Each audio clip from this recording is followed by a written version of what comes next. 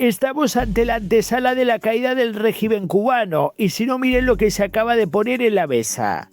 El régimen cubano acaba de decir en voz alta lo que normalmente se intenta esconder hasta el último minuto. Hay que prepararse para una posible guerra contra Estados Unidos. Y la pregunta que muchos se hacen no es si habrá guerra, es cómo exactamente piensan ganarla. La declaración llega de Miguel Díaz-Canel, líder del régimen cubano, en un momento de máxima presión interna y externa. Cuba arrastra una crisis energética, económica y social prolongada de este sistema fallido, mientras que Estados Unidos endurece su postura diplomática y estratégica en la región. Y aquí es donde empieza el contraste incómodo. Un Estado con fuertes limitaciones estructurales hablando de prepararse para un escenario militar contra la primera potencia global. No es un conflicto simétrico, es un choque de realidades completamente distintas. El discurso del régimen cubano se basa en una idea: defensa total de la revolución. Se habla de movilización nacional, de resistencia integral y de una doctrina donde toda la población tendría un papel en caso de conflicto. En otras palabras, un país entero preparado como estructura de defensa para proteger a un régimen fallido.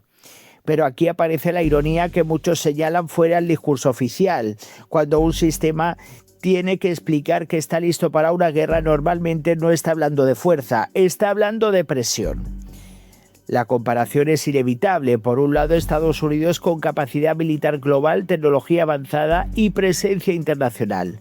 Por otro lado, Cuba con restricciones económicas severas, dependencia energética y décadas de aislamiento parcial como producto de la represión del régimen cubano contra su propio pueblo.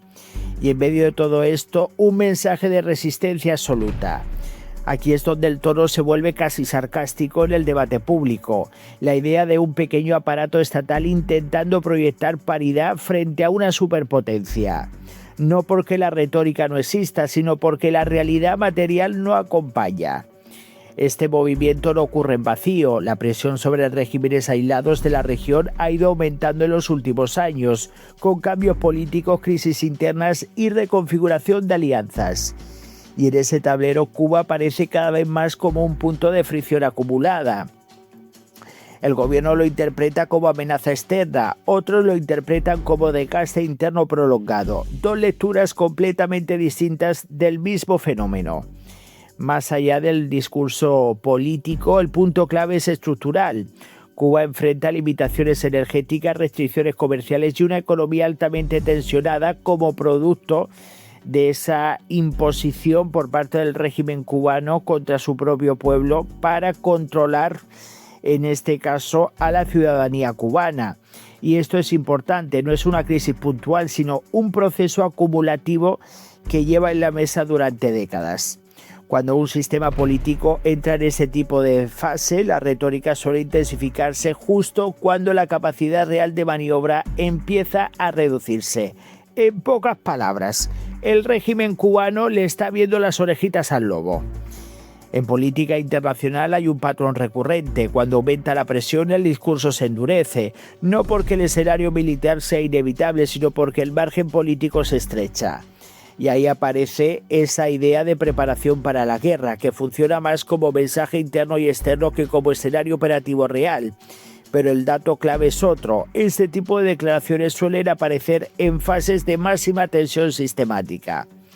Está claro que luego de la caída del dictador venezolano Nicolás Maduro en manos de los Estados Unidos, ahora Díaz-Canel teme ser el siguiente.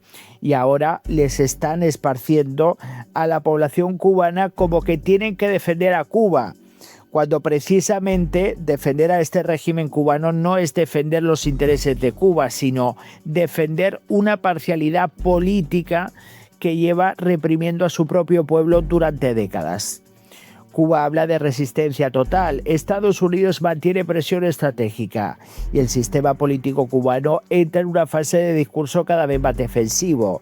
La incógnita no es solo qué ocurrirá después, sino cuánto puede sostenerse un modelo bajo presión constante sin transformarse y sobre todo un modelo completamente fracasado, porque está claro que en Cuba A los únicos que le ha funcionado todo esto ha sido a los 4 amiguitos del régimen castrista, porque en este tipo de escenarios los cambios raramente llegan anunciados. Y la pregunta que queda abierta es simple: ¿esto es una advertencia real del conflicto o el síntoma de un sistema entrando en su fase más crítica? ¿Estamos ante la caída del régimen cubano? Muchísimas gracias, voy a leer vuestros comentarios, dejen sus likes, apoyen al canal y nos vemos en el próximo vídeo.